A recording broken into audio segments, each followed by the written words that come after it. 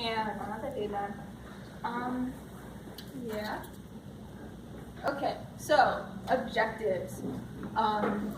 So I aim to educate y'all on what hijab is and why it is observed, address some misconceptions about hijab, and educate you on why I, as a non-binary person, choose to wear a feminine religious marker and my experiences with it. So basically, to address this question, so if you're not a woman, why do you wear a hijab? It's a valid question and one I've got multiple times, so I thought I'd make a presentation on it. Okay, so first things first. The Lorax speaks for the trees. I'm not the Lorax and I speak for no one. Islam has over 2 billion adherents, and I'm not every single one of them, surprisingly. So even to begin to address the basics of hijab, you would need like at least double this presentation time, and I can't do that. So it's condensed, it's about my own experiences, unless I'm talking about what other people experience and like their views on this, it's my views and my worldview on this. Alright, so I'm going to start by dividing some terms. Hijab is the concept of modesty for Muslim women and men. And in dress and behavior, and also the colloquial term for the headscarf that many Muslims wear. Side note, people that wear hijab are called hijabis. So that's the whole thing about non-binary hijabi. I'm a hijabi. And hadith is the narrative record of the sayings and customs of Prophet Muhammad, peace be upon him, and his followers, according to Merriam-Webster. And below I have some different ways that Muslim women cover. I thought that would be kind of beneficial because it's hard to distinguish between a niqab and a burqa for some people. Yeah. So these are some more gayer terms that you probably have been educated with throughout the session. Non-binary, not falling within the gender binary. So you have women and men in your gender binary. Non-binary people reject that concept in its entirety. Some identify as both, some identify as neither, some identify as something completely different. Yes. Also, cisgender. If you don't know what cisgender means, you're cisgender. Let's be real. It's when one's gender aligns with the sex one was assigned at birth. So if you were assigned female at birth and you identify as a woman, you're cis. Gender dysphoria is a feeling of discomfort, disconnect, or hatred towards one's body, parts of one's body, terms used to describe one by others that are gendered. All right. Well, so hijab. First things first, here's a meme. So women and men both wear hijab. All of us wear hijab unless you're wearing like booty shorts, and that's not hijab at all. So men wear hijab just different than women. Men's hijab, as illustrated in this meme, is to cover between the navel and the knee. Women, according to hadith, are prescribed to wear hijab, which is like, it's loose clothing, by the way, around everything but their hands and their face. So part of the misconception about hijab is that women are prescribed to cover it because of men. No, as the Quran states, it's a man's job to lower his gaze and not a woman's job to cover, which is kind of antithetical to the dress code in the American education system. But yeah, so differences in hijab are based in part, but not in full, because we don't have time for that, on how cis women and cis men were and are viewed by society due to, but not limited to, their primary and secondary sexual characteristics. Additionally, so who can view you without hijab varies by kind of like sect of Islam, but it's basically like, for example, who could view me would be like my brothers. It's people that I can't marry, if that makes sense. Does anybody have any questions? Great.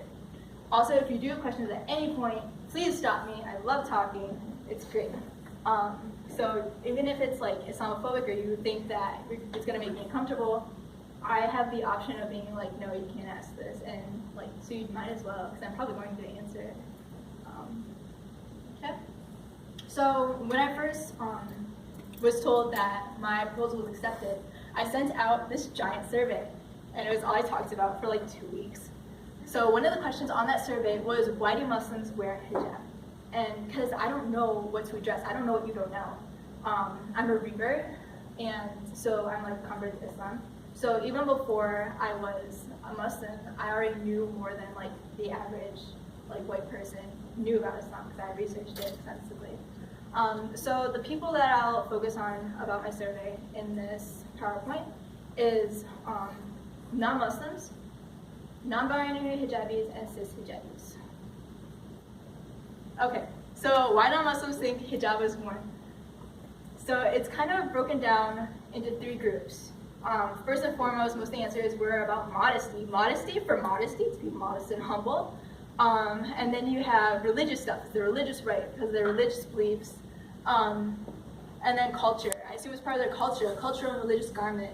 It's part of their culture and the way they convey modesty. And there is a 4th segment that I thought was hilarious. To cover their hair. You got it, you're not wrong. So as you can see from these answers, a lot of them were like this. They're like 5 to 7 words. They're really vague. And I wanted to see, because like I don't know what other people don't know. And I wanted to know like what people thought before I just went and like I addressed all those things. Okay, so I got like 57 responses from cis female hijabis, and they were all really in depth. I got paragraphs compared to like the 1-word sentences I can get from non-Muslims. We don't have time for all that, so I picked about 6 of the shorter responses, and I hope that I'm making them a little more diverse than like the non-Muslims were, because like it was really like very few of them were completely similar. It was really a wide range. So they would say things like, it's part of my Muslim identity and part of my effort to please God by respecting His law. It's connection to Islam, a reminder that God is with me no matter what, connects me to people all around the world. It's a form of modesty. It's not just wearing a scarf. Hijab to me is the way you carry yourself, the way you speak publicly and privately. It's a visual representation of internal struggle. A representation of my faith and constant reminder of my commitment to Allah. I feel very free covering my body from the gaze of others in a hypersexualized society where women's appearance are judged. It's a way of identifying myself as Muslim and keeping a barrier between myself and the rest of the world. So as we can already see from just these answers, it's not about how you're viewed as much. So whereas when we talked about what the non-Muslims said, it was like how you're portraying your religion, how you're portraying your culture, how you're covering yourself to be modest. The answers that we get from hijabis are a lot more introspective about my connection with my God, about my connection with my siblings all across the world, that sort of thing.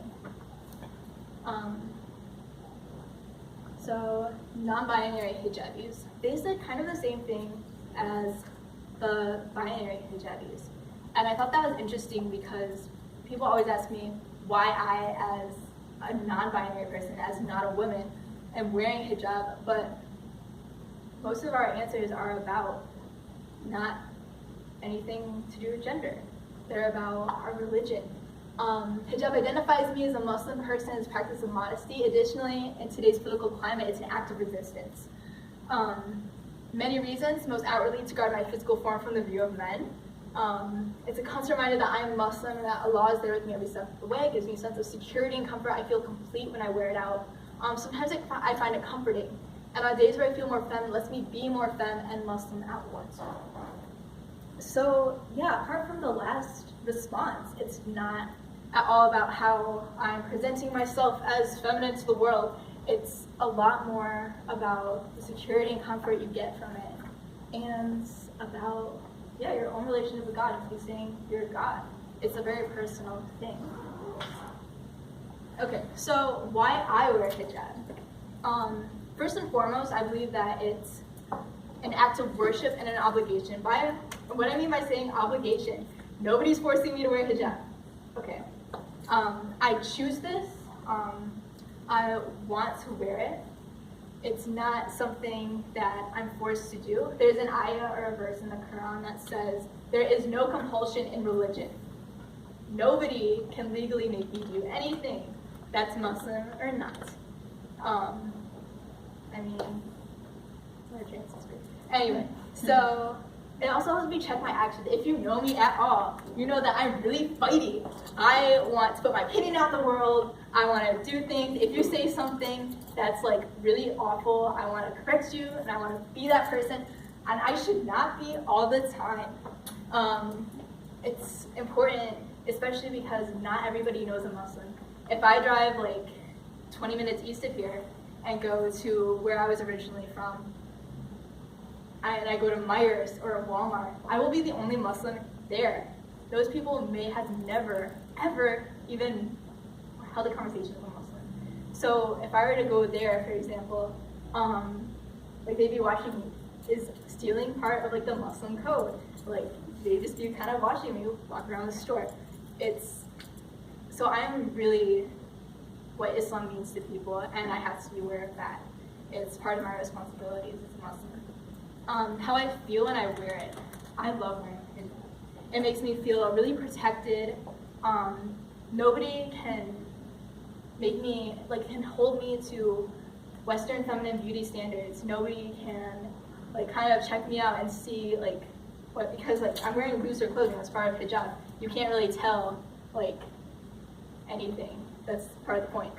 Yeah, I feel a lot more free. I can move around and do whatever. I can, like, I'm not held to expectations that non-Muslims are, and I was when I was non-Muslim. If that makes sense. Any questions? Again, none. Good. Okay. As a revert, so as you can tell by my Scottish last name, eyebrow piercing, and white skin, I was not born Muslim. I am a revert. I'm a convert to Islam. So if I were to take my hijab off, I would have to, like, for one, I would have to come out over and over again. People don't assume that I'm going to be Muslim if I'm not wearing any marker of some sort or a shirt that says I'm Muslim. And that's really irritating. For example, there's a white supremacist at my work, and I don't wear hijab at work. And he was like saying Islamophobic stuff and racist stuff, and it was like, yeah, I'm Muslim, so it was like, it was not good when he like figured it out, or when I told him, and then he had to figure it out from being told point blank, because he didn't get it the first time. Yeah, it's not that great. And like, even with people that aren't racist, I have to tell my entire life story. Every time they figure out I'm Muslim, it's like, don't do it. So I just take that whole thing out of the equation by wearing a marker, I guess. How it impacts my identity as a non-binary person. Yeah, it's a dog. Yes, it is a feminine religious marker. Traditionally, only Muslim women wear it. And that can really suck. If I were to go into like Kohl's or whatever and buy an entire outfit from the men's section, I'm gonna look pretty masculine.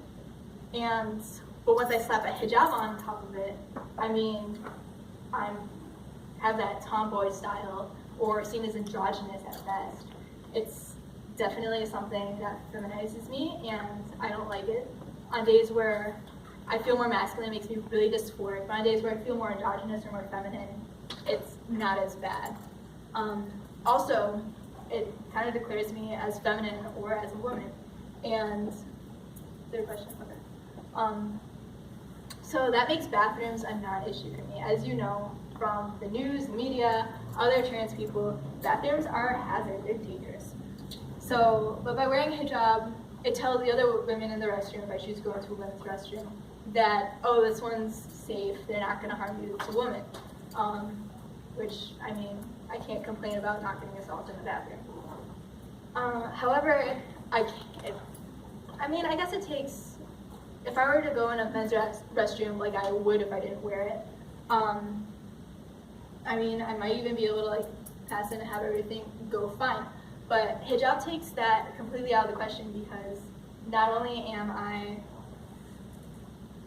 I mean, So I walk in there and they're gonna immediately label me as someone who's not a man, but also, dude, these are really hard to keep up. Every time I go in the bathroom, I have to fix it, because like, it's draining, you guys, like, it slips.